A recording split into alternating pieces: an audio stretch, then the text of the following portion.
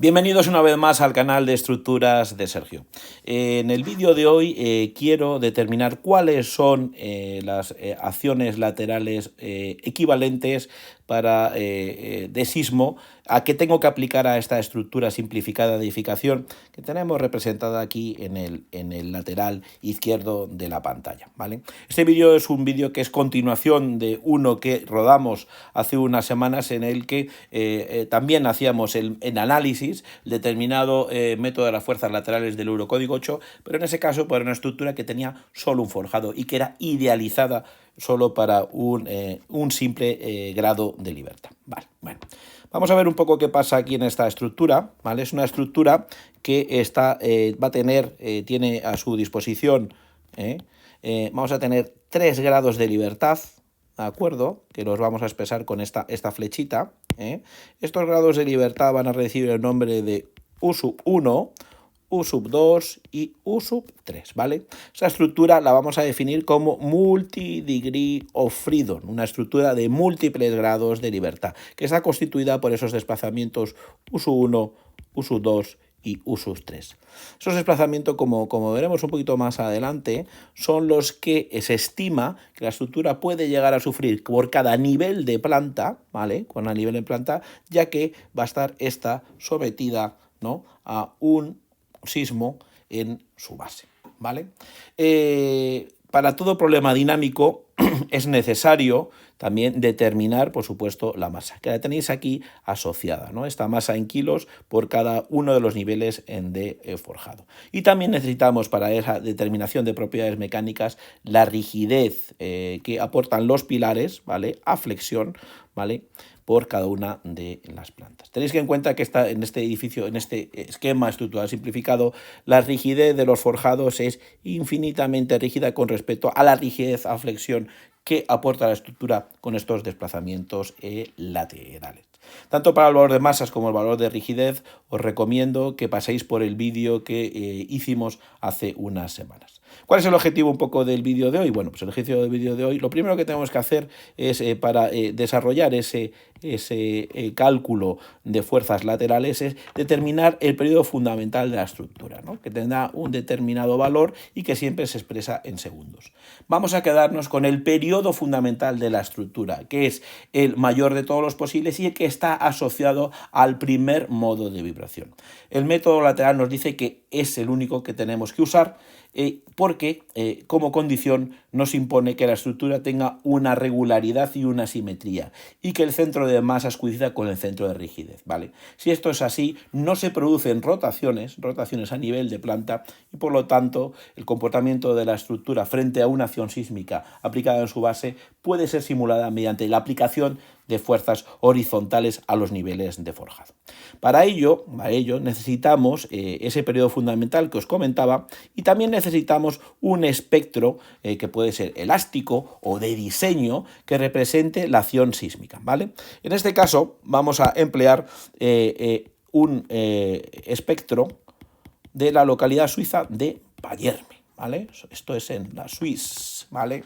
¿Y por qué he cogido este espectro? Bueno, pues porque he tenido un proyecto, un encargo recientemente y bueno, pues me lo conozco un poco bien. Este espectro está caracterizado, como veis, al final, cuando yo calcule el periodo fundamental, periodo fundamental de la estructura, que se expresa en segundos, ¿no?, pues a ese determinado periodo de la estructura le corresponde pues una aceleración, ¿no? ¿Vale? Y esa es la aceleración que se aplicará aquí en la base de la estructura y generará unas fuerzas horizontales a nivel de forjado, ¿no? En este caso, en el caso del espectro para Payerme en Suiza, la meseta, esta de aquí, ¿vale?, que es la parte en la que se espera mayor aceleración, está caracterizada por aportar una aceleración de 4,15 metros partido por segundo al cuadrado, ¿vale? Este punto de aquí, ¿vale?, que habitualmente recibe el nombre de PGA, que es el Peak Ground Acceleration, como dicen los americanos, la aceleración pico a nivel de suelo, ¿vale?, asociada siempre a periodo igual a 0, en nuestro caso es de 1,6 metros partido por segundo al cuadrado. Bueno, pues vamos a determinar ahora cómo se obtiene el periodo fundamental de una estructura simple de edificación que está expresada en 3 grados de libertad. Idealizar un poco nuestra estructura, ¿vale? Mediante este esquema dinámico que tenemos aquí la masa 3, la masa 2 y la masa 1, ¿vale? Vamos a ponerlas aquí para recordarlos: masa 3, masa 2 y la masa 1, ¿vale? Un poquito el esquema que representa de forma simplificada esa estructura de 3 grados de libertad. Vamos a coger otro color, vamos a cogerle el verde y vamos a también asignar aquí, ¿verdad? Pues los grados de libertad. Hemos dicho que este era el grado de libertad uso 1, que bueno, hemos asumido un desplazamiento horizontal, ¿de acuerdo? Que es el comportamiento que esperamos en la estructura, si digamos sufre una aceleración en el suelo, ¿vale? Y también mediante pues un color aquí azul, vamos a darle unos determinados valores de rigidez por planta, que no es más que otro, que es la rigidez a flexión aportada por el conjunto de pilares de la estructura de hormigón por cada piso, ¿vale? Entonces, ¿cómo hacemos, cómo determinamos, Sergio, cómo determinamos el periodo o los periodos de la estructura? Y que de acuerdo, bueno, pues a la teoría sabemos que va a haber tantos periodos de vibración como modos de vibración y como grados de desplazamiento, como grados de libertad tenga la estructura, ¿vale? Y esto queda fijado mediante la siguiente expresión, ¿vale? ¿De acuerdo? Eso es un determinante, ¿vale? El determinante de la matriz rigidez menos las frecuencias angulares al cuadrado multiplicado por la matriz de masas, ¿vale? Esto es lo que se recibe en nombre de dejar en libre vibración a la estructura. Es como si, imagino esa estructura cogemos el tercer forjado, ¿vale? Nos retiramos así, lo retiramos, aplicamos una fuerza horizontal, ¿vale? Hacemos que se deforme horizontal y ¡pum!, lo soltamos, ¿no? Entonces vemos que tiene ese comportamiento como de abanico, ¿no? O de péndulo, ¿no? Invertido, ¿no? Bueno, pues eso es dejarlo vibrar en libre oscilación, ¿vale? Esta ecuación, algún día hablaremos también de ellas, se deduce, ¿no?, de la ecuación general de la dinámica, en el que es la masa multiplicada por la aceleración, la matriz de masas multiplicada por la aceleración, la matriz de amortiguamientos multiplicada por la velocidad, más la matriz de rigidez, de acuerdo, multiplicada por los desplazamientos. Todo esto en función del tiempo, ¿vale? Vamos a asumir, por supuesto, que el amortiguamiento del sistema, y que tiene poca influencia en la determinación de las frecuencias, los modos de vibración y las frecuencias o periodos, ¿vale? Vamos a asumir que el amortiguamiento del sistema es cero, ¿vale? Entonces, vamos a hablar un poquito de la matriz de rigidez, ¿no? Y cómo se define, ¿no? La matriz de rigidez de esta estructura, ¿vale? La matriz de rigidez es una matriz simétrica, ¿vale? Una matriz cuadrada y simétrica, ¿vale? Que trata de describir el comportamiento de los elementos que lo componen asociados a los grados de libertad, ¿vale? Entonces, vamos a intentar determinar cuáles son los componentes de esta matriz de rigidez, ¿vale? Entonces, bueno, pues habrá que determinar pues esas 9 posiciones. Entonces, lo primero que tenemos que hacer, vamos a estudiar, por ejemplo, el primer grado de libertad, ¿no? Entonces, cogemos la estructura, teníamos idealizada, ¿no?, con nuestra base, con esta masa, y esta masa correspondiente al grado de libertad 1, ¿vale? Vamos a desplazarlo una determinada cantidad, ¿vale? Un delta. ¿Qué pasará? ¿Qué hará la estructura? Bueno, pues tratará de formarse de esta forma, ¿no? La rigidez de 2 pilares tendrán que hacer una cosa de esta guisa, ¿vale? Se generará aquí una serie de momentos en una dirección y en otra, ¿vale? Bueno, sea el mismo momento, por supuesto, que para esta flexión, ¿no? Entonces, ¿qué diremos? Que para el grado 1 de libertad, ¿qué se moviliza? Bueno, pues se movilizará la rigidez correspondiente al primer piso, a K1. Pero el desplazamiento del grado 1, ¿qué implicaciones tiene en el grado 2? Bueno, pues esta misma rigidez K1 será de sentido contrario, ¿vale? Menos K1, ¿vale? Ok. Porque intenta, digamos, ir en sentido contrario al desplazamiento que estamos imponiendo. Vamos a estudiar ahora el grado 2. Vamos a ver, bueno, pues tendríamos aquí un esquema similar al que teníamos marcado, con estos tres masas, ¿vale?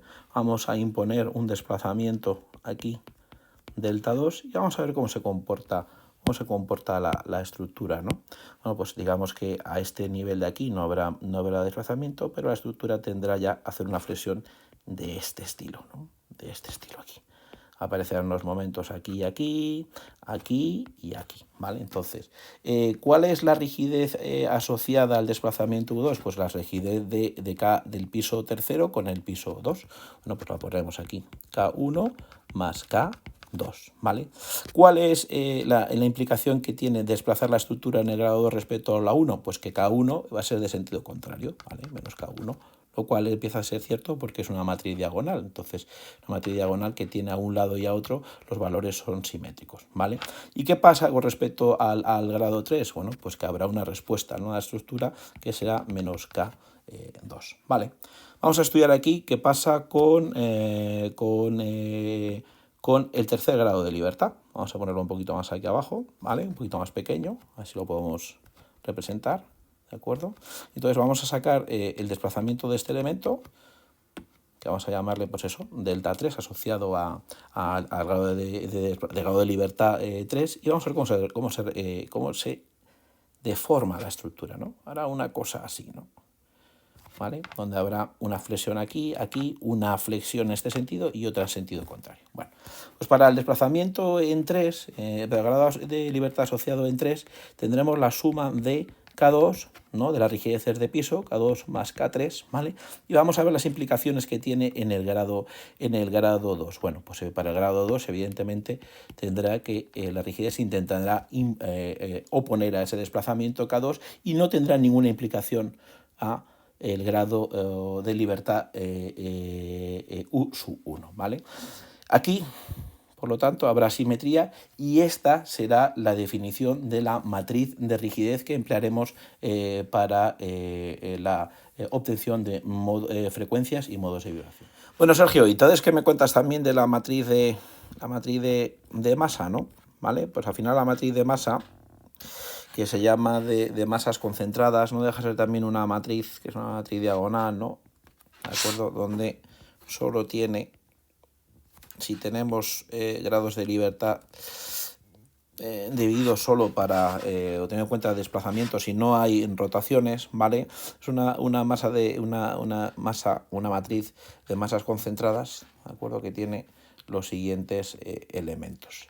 No tenemos más que colocar las masas asociadas a los grados de libertad. Entonces tenemos la masa correspondiente al forjado de cubierta, la masa correspondiente al segundo forjado y la masa correspondiente al forjado de techo de planta baja. El resto de elementos de esta matriz son cero. Con lo cual ya tenemos definida la matriz de masas para el problema. Pues entonces, ya como tenemos definidos la matriz de rigidez y la matriz de masas, pasamos a intentar resolver este determinante, ¿no?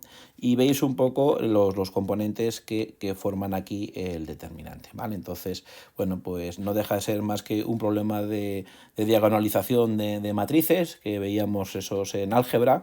¿Os acordáis que no sabíamos muy bien para qué se empleaban, ¿vale? De autovalores y autovectores, ¿vale? Y bueno, resolveremos el problema con el siguiente cambio de variable, ¿no? La frecuencia angular al cuadrado, pues vamos a llamarle lambda, ¿no? Entonces ya podemos resolver de forma matemática este problema, ¿no? Vamos a hacerlo, bueno, podríamos hacerlo un poco pues trasteando, ¿no? Y resolviendo este determinante, pero resulta interesante emplear herramientas informáticas que pueden darnos una fácil solución, y en este caso vamos a emplear MATLAB para resolver este problema de autovalores y autovectores. Vamos allá.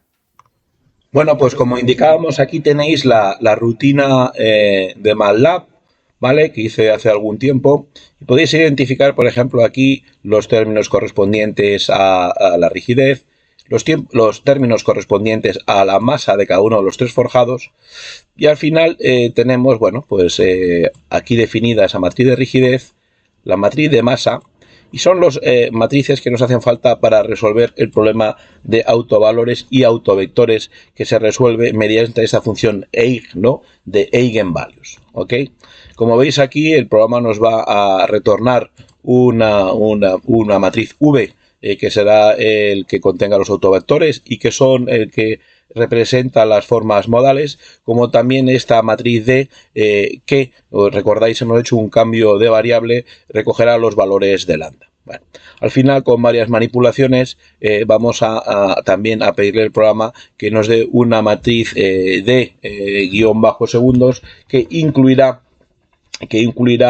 los periodos de vibración asociados a cada modo, y recordad que tenemos que tener tres, ¿vale? Tenemos aquí luego una representación, genero aquí una representación del primer modo de vibración, asumiendo que cada forjado está separado entre ellos una distancia de 4 metros. Bueno, pues gracias a el escritorio UPM, ¿vale? A ser alumno de doctorado, tengo acceso a una serie de softwares, como es el caso de MATLAB, ¿vale? Entonces, aquí tenéis la rutina. Lo que vamos a hacer es traernosla aquí a MATLAB y vamos a dejar que el programa, bueno, pues obtenga resultados y con el programa, ¿vale? Entonces, como veis aquí, lo primero que nos sale es lo que le hemos pedido, que represente el primer modo de vibración. Con lo cual aquí tenemos ese desplazamiento modal, ¿no? Correspondiente al forjado 3, al forjado 2 y al forjado 1 que tenéis aquí, ¿no? Evidentemente la base es un punto fijo, no va a sufrir ningún movimiento. Al final la forma de vibración sería que un abanico, ¿no? Que se moviera de un lado a otro el comportamiento de la estructura, como si fuera un péndulo invertido, ¿vale? Muy bien, otra de las posibilidades que nos saca el programa MATLAB, porque así se lo he pedido, es que nos dé mediante esta matriz D cuáles son los periodos fundamentales, cuál es el periodo fundamental de la estructura y cuáles son los periodos asociados a las diferentes formas modales, ¿vale? Entonces nos lo va a ordenar de esta forma, con esta matriz diagonal. Sabéis siempre que el periodo fundamental es el mayor de todos los posibles, ¿vale? O sea que para nuestros cálculos nos vamos a quedar con el periodo fundamental de 0,55 segundos. Bueno, pues vamos a seguir avanzando, ¿no? Entonces, como hemos visto, sabemos que el periodo fundamental de la estructura, y ese con el que vamos a emplear para determinar las fuerzas estáticas equivalentes, está en torno a 0,555 segundos, ¿vale? Aquí he representado la extracción de los datos que nos aportaba MATLAB, ¿vale? Y entonces aquí ya tenéis también representado, ¿vale? Pues el espectro de diseño, ¿de acuerdo? Adimensional, ¿vale? Porque tenemos un espectro elástico que está aquí representado, ¿vale? Y de acuerdo a la normativa suiza, bueno, pues el espectro de diseño se divide en G y al final es un coeficiente, ¿no? Un coeficiente que multiplica acciones verticales para convertirlas en horizontales. Bueno, pues entonces solo tendríamos aquí que hacer, digamos, está seleccionada la celda y lo que voy a es imputar aquí el periodo fundamental de la estructura, ¿vale? A la que le corresponde en un espectro elástico, pues una aceleración de casi 3 metros partido por segundo al cuadrado, y teniendo algún cuenta un poquito de utilidad y dividido, como indicábamos, por G, tenemos que ese coeficiente sísmico horizontal alcanza valor de 0,25 o 0,24 veces la masa, ¿vale? Entonces, bueno, lo tengo aquí un poco programado, habéis visto, pues al final, bueno, pues tengo aquí también este es el periodo fundamental de la estructura, ¿vale? Si os dais cuenta, el periodo fundamental de la estructura es 0,55 yendo a representar con una recta, y en el punto de intersección con el espectro, bueno, pues es el valor que hemos obtenido aquí de forma tabular, ¿vale? Lo siguiente paso que tendríamos que hacer es determinar cuáles son los cortantes basales, es decir, una vez que ya tengo la aceleración o el coeficiente de fuerza lateral, ¿vale? Tengo que aplicarlo a mi estructura. También lo tengo aquí parametrizado un poquito en Excel, ¿vale? Lo vamos a ver. Mira, pues aquí otra vez tenemos las masas, cada una por niveles de forjado. Ya tenía vinculado el valor de coeficiente sísmico, ¿vale? Y lo que tengo que hallar es eso, el cortante basal. ¿Cuál es el conjunto de fuerzas que simulan o con las que necesito para diseñar el sismo para mi estructura, ¿no? Vale, aquí tenéis un poquito un recorte que he empleado de la documentación de SAP 2000, ¿vale? Que explica también el método y que no es más que una transposición del Eurocódigo 8, ¿vale? Entonces aquí, como veis, el cortante basal no es más que ese coeficiente sísmico de diseño multiplicado por el peso de la estructura y por el coeficiente lambda, que por el lado de la seguridad ya os digo que vamos a tomar uno, ¿no? Vale. Este valor de aquí, como lo tenéis aquí parametrizado, ¿de acuerdo? Pues si quieres lo pulsamos y vemos los valores que forman parte de él. Sobre todo la masa total del edificio, ¿vale? El coeficiente de sísmico que hemos obtenido anteriormente y ahora en este caso, para pasarlo a kilonewton, ¿vale? Estamos trabajando en newton, bueno, pues lo multiplico por la aceleración y lo divido por 1000 para obtener, en este caso, el cortante basal en kilonewton, ¿vale? El cortante basal es de 1180,28 kilonewton. Vale, yo ya tengo el cortante basal que tengo que aplicar, pero recordad que eso es para un grado de libertad. Lo que pasa es que yo tengo una estructura con 3 niveles de forjado y con 3 grados de libertad, ¿vale? Entonces tengo que hacer un reparto de ese cortante que va siempre en función de la altura, que tenga el grado de libertad o el nivel de forjado, ¿vale? Y el peso o la masa que le corresponda a cada forjado, ¿vale? Y bueno, pues ese reparto de fuerzas viene especificado con esta ecuación de aquí, ¿vale? Con lo cual es relativamente fácil formular también de una forma de tabla cuál es el cortante que le corresponde a cada nivel de la estructura. Al final es una representación que es como de un triángulo invertido. Normalmente es máxima la aceleración o la fuerza lateral equivalente en los niveles superiores y va disminuyendo hasta nivel de cimentación. En todo caso, siempre la suma de los cortantes basales por planta tiene que ser igual a la suma de esos de forma independiente, tiene que ser igual aquí, ¿veis? Al cortante basal de la estructura. Bueno, como sabéis, siempre nos gusta que en los vídeos, en las realizaciones que hacemos, nos gusta comparar esos cálculos a mano, esos cálculos simplificados, con las salidas que aportan software comerciales los que habitualmente trabajamos, ¿no? En este caso, bueno, pues vamos a hablar aquí de SAP 2000, ¿vale? Entonces, bueno, lo que he hecho en este pequeño modelo que trata de ser similar a la estructura idealizada que teníamos en el ejemplo, pues lo primero que he hecho es imputarle, ¿vale? Unas cargas laterales, ¿vale? Para este sismo que hemos definido, ¿de acuerdo? Entonces, bueno, pues le damos aquí a esta opción de Modify Base, ¿vale? Que he imputado para cada nivel de forjado, he imputado el cortante que me salía por cada piso que hemos visto antes en esa representación en Excel, ¿vale? El programa además nos permite un poco generar una excentricidad adicional, pues acaso el centro de masas no está correspondiente con el centro de rigidez, pero bueno, en este caso, como vamos a hacer un ejemplo, lo vamos a poner a 0, ¿vale? Entonces, bueno, pues aceptamos, vamos a dar a correr al programa, ¿vale? Y vamos a ver qué resultados nos salen, ¿no? Entonces, lo primero que tendríamos que hacer, por ejemplo, es ver cuánto es el periodo fundamental de la estructura. Vamos a ver si termina de calcular. Vale, ya está. ¿Vale? Ok. Bueno, pues vamos a ver el primer modo de la estructura. ¿De acuerdo? Entonces vamos a ver la deformada. Modo, el 1, ¿vale?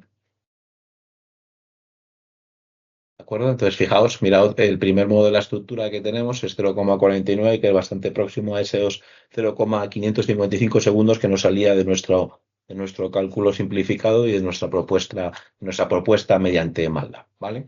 Otra cosa que vamos a hacer también es, bueno, pues vamos a ver esa disposición de fuerzas, las que he imputado yo, ¿no? ¿Vale? Pero bueno, vamos a ver cuál es. Aquí a la derecha, como estáis viendo, es cómo se hace el reparto de cargas, ¿no? Al final se hace un reparto de cargas a nivel diafragma por cada una de las conexiones de los pilares. Bueno, pues veis cómo se reduce la acción como os estaba indicando, ¿no? Hasta nivel de cimentación, ¿no? Al final ese reparto proporcional de fuerzas en función de la masa y de la altura nos hace que de forma habitual tengamos esa distribución triangular de fuerzas horizontales. Llegamos una vez más al final del vídeo de hoy. Espero que el contenido del mismo os haya sido de interés. Por favor, suscribíos, dadle un like, comentad, compartid con aquellas personas a las que creáis que pueda ser de interés. Recordad que a través de mi página de LinkedIn, que aquí os muestro en pantalla, tenéis un montón de acceso a contenido relacionado con estructuras y con construcción. Nos vemos en una pronta ocasión. Un abrazo, cuidaos mucho.